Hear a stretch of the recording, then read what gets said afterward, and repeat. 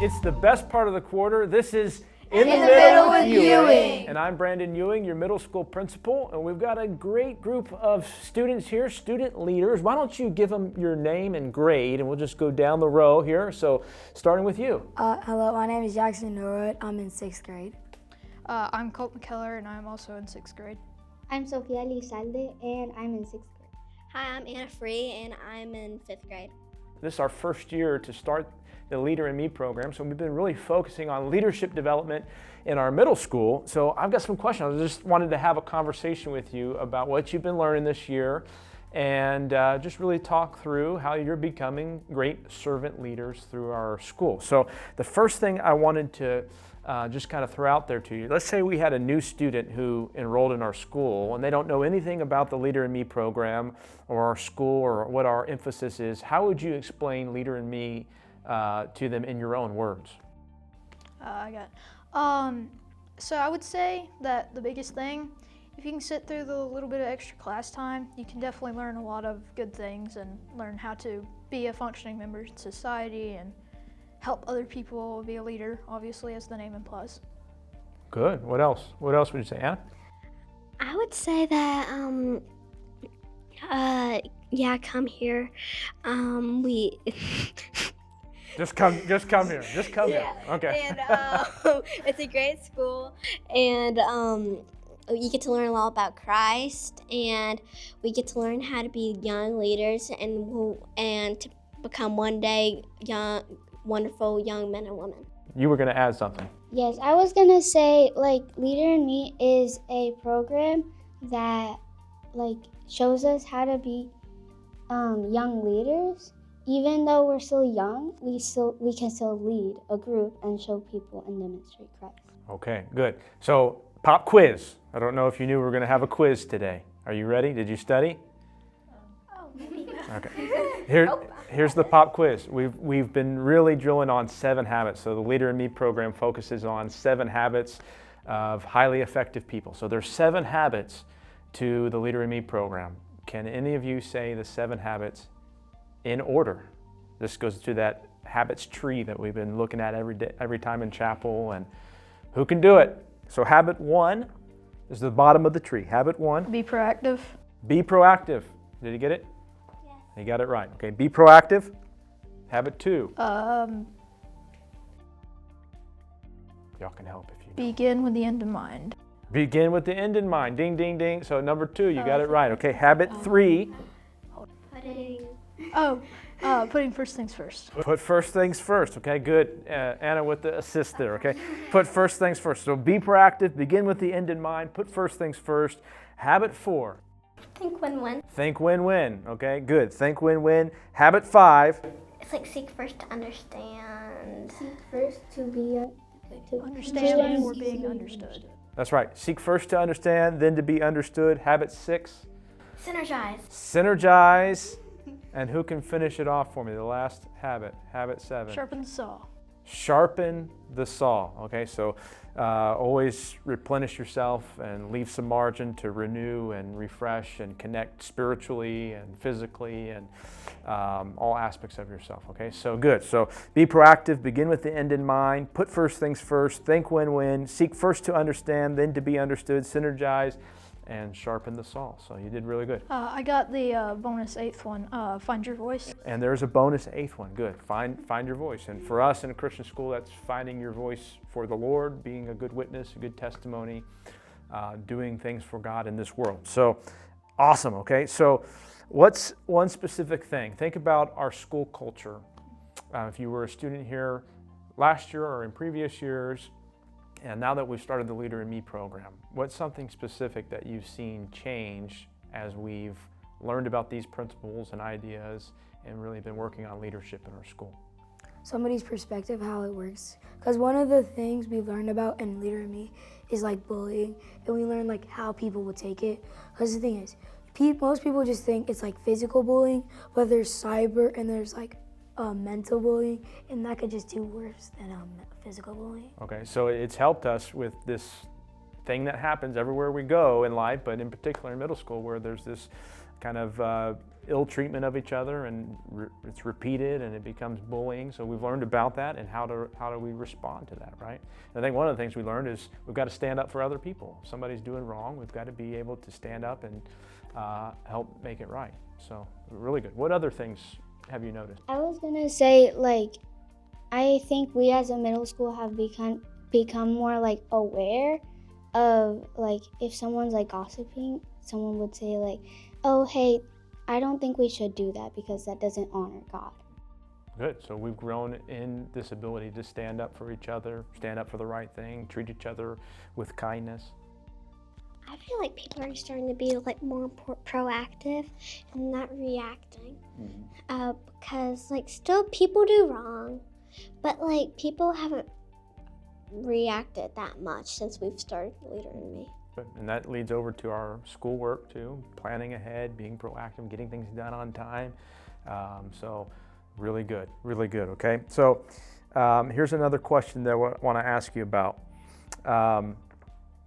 We spent some time learning about emotional bank accounts and thinking about how we treat other people, and that everybody has a bank account and you can make deposits and withdrawals, right? So through that, think about making deposits in somebody's emotional bank account. How do you practice doing that with your classmates or your teachers? What are some specific ways you've learned or maybe put into place? Jackson? Yes, by like showing kindness to others and not being mean, like just for no reason, or just don't be mean. Because the thing is, you're making deposits by like being nice and friendly, and like you don't want to be like mean and making just withdrawals. Right, we build each other up that way. Edify is the Bible word for it, right? And we are like, we should always try to, with every teacher, we should say thank you after they teach us a lesson, to like make a deposit in their emotional bank accounts, because really as a kid we don't really know that it matters that much to them, but like if you do something, that kind of makes their day. I love that. That's why the last few chapels I'm always telling you guys, thank your teachers for their lesson. Come thank our speaker. We got to be a school of gratitude, right? And the earlier we learn to be thankful and to have a gratitude attitude, the better it is for our lives. So I'm glad you brought that up. That's a really good one. Any other specific things? Like my best friends being respectful, because if they weren't respectful, they wouldn't be my best friends. Okay, so showing respect to each other. You have one, Jackson? Just complimenting something, like say, you were better than me at this. Like if you were trying to make a withdrawal, you'd be like, oh, well, I'm better than you at this, and you're just bad at it. But if you're trying to make a deposit, you're saying, hey, you're better than me, good job. Okay, good. So part of the Leader in Me program is thinking about paradigms, and the paradigm is the way you see the world. So when you see the world a certain way, then you have certain actions, and those actions determine the results you get, right? So it's training us to think about the world a certain way. So some of the paradigms we learn, everybody can be a leader. It's not just for the few, everybody can be a leader.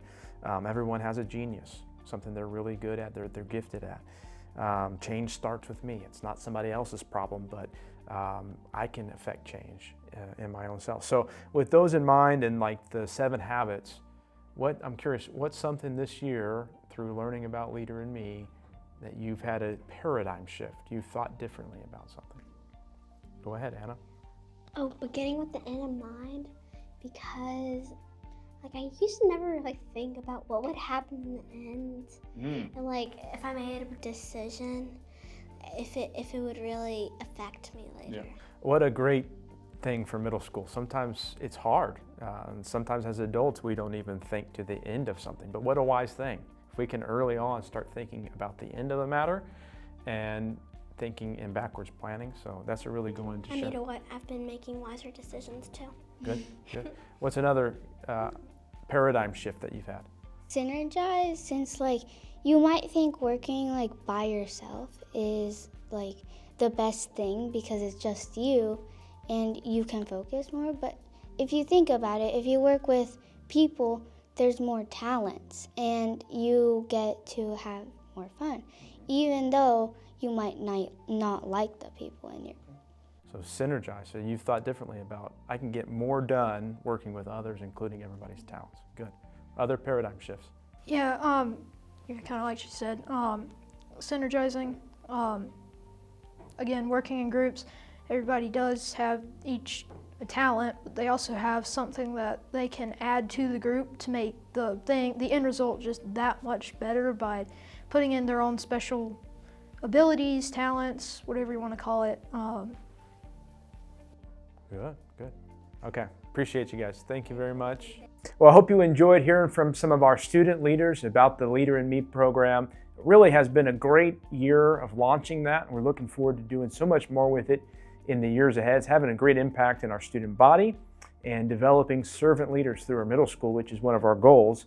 I want to finish out by giving you some updates as we round the corner here towards the end of school and talk about some upgrades. So as this video is coming out and being sent to you around our halls, we've got some Leader in Me banners that we've had printed. Really going to upgrade our hallways and help us to emphasize some of these paradigms and leadership principles around our school. We've got our new middle school display case installed outside of our middle school office, and it is great. It's got our trophies for the house competition, dodgeball, the spirit stick. We've got a nice 55-inch TV in there where we can have announcements and different things promoting news of the middle school there. And that's really been a great addition. And then over the summer, we're going to have some more murals, just like we have in the main building, painted over in our annex. So we're looking forward to those positive changes for our middle school facilities around the corner. With the Leader in Me program, you notice some of the students mentioned, and I asked them about, what are some pain points you experience as students that they could maybe fix? And Mrs. Justice has done a wonderful job working on our student government.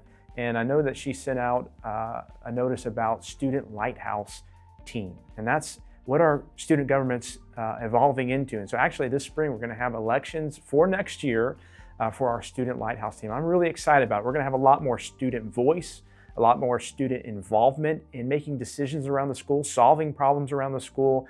And this is a really great opportunity to develop student leaders over the course of their time in our middle school. So we're excited about that. We'll know going into next year already who our Student Lighthouse team members are, and you can be looking forward to a lot more out of our student government in the years ahead.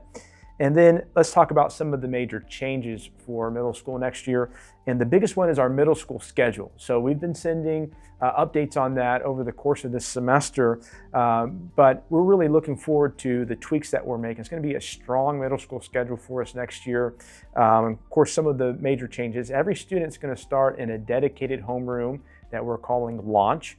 And so every student will meet with the same teacher in the same location every day, just to get the school day off started with consistency. Great time to go over planners and the schedule for the day, maybe get some homework help if they're needing that as well before they start. The core classes will meet 5 times a week. So that's an added day of instruction in each core class. I think that's going to make a big change in our academic performance and really deepen some of the learning that our students are having in their core classes. We're excited about some changes to electives. So starting next year, our 5th graders are going to have a kind of a rotation for one of their elective classes where they'll experience everything middle school has to offer. So general music, art, STEM, PE, world language, all of those things will be in that first elective block. And then the second one, I'm excited about this. It's called Life Skills and Digital Citizenship. And I'm going to teach that with Mrs. McBrayer. And we've been laying out what the curriculum is going to be this semester, but it's everything from learning to type and doing keyboarding, Google Suite, Google Classroom, Chromebooks, all of the technical things you want them to know about the technology they're using, but then also so much more than that. So what is biblical discernment and wisdom with technology? What are concerns with social media? What are concerns with AI? And how do we need to think about ethically using these things? How can we be wise, biblically minded users of technology? So they're really going to get a leg up and really be prepared for middle school through the life skills and digital citizenship class. And then for 6th through 8th grade, they have 2 electives as normal. So that should flow as normal. One key thing for the 8th grade to mention is that they will have an opportunity to take upper school foreign language, so Spanish or French, but that will now be an elective for them. So they'll elect to take that. It'd be one of their electives, and they'll get to meet 5 days a week with their Spanish or their French teacher. If they get an 85 or above, they get high school credit for their foreign language that they're taking. With course selection and these electives, some key dates for you. So Rhonda Anderton is our registrar, and she will be the one emailing to you on Monday, April the 13th is our target for just a notice that we're going to make course selections. The Google Forms will open Wednesday, April the 15th at 7 a.m. And so that's a take one. You have some time there in the morning before we come to school if you want to get those things turned in. And of course, courses and electives do fill up. So you want to be quick in turning those things in, making your course selections. The forms will close Monday, April the 20th at 4 p.m. And then we will confirm the electives with you the week of May the 18th before we get out for school. And lastly, let me mention about summer learning plans as we head into summer. Summer learning loss is real. So just like our muscles, if we don't work out for a couple months, our muscles are going to atrophy. And same thing happens with our brain. Rest is good. Taking some time off from the school schedule is good, but we've got to keep our brains engaged. And so summer learning is a very important part of that. Not to be excessive with it, but to really give a good balance to keep the students' brains engaged so they come to school in August and we don't have to lose progress. We don't have to go back. We can keep pressing forward with that. So ELA and math both have summer learning. That is a requirement. And the department heads will get something out to you in May with the specifics. ELA is a reading selection of your student's choice, doing a graphic organizer and turning that in the first week of school. Math will have a math playlist through Delta Math. And again, those things are due the Friday of the first week of school. And we look forward to working with you on those things. We've also got some optional things. So Bible will have a summer reading Bible plan, and there'll be prizes for those who finish the summer Bible reading plan. That is optional, but we hope that every student will do that and stay engaged with the Word of God over the summer. And then this is new this year. I'm looking to do it every year. It's called the Principles Biblical Worldview Art Challenge. And so I'll have some specifics about that, but I'm looking to decorate outside of our middle school office with student artwork around biblical worldview. And so I'm hoping many artworks, pieces of art will be turned in to me the first week of school so we can make a selection. Only 4 students, 1 in each grade, will get selected to have their artwork displayed outside my office. But it's exciting, and I hope that you guys will participate with that and turn in some great artwork for me over the summer. So all of these details will be coming out over the coming months as we wrap up the school year. I just want to say to you, if we can help you with anything, please reach out to me. We're here in the middle with you. Thank you.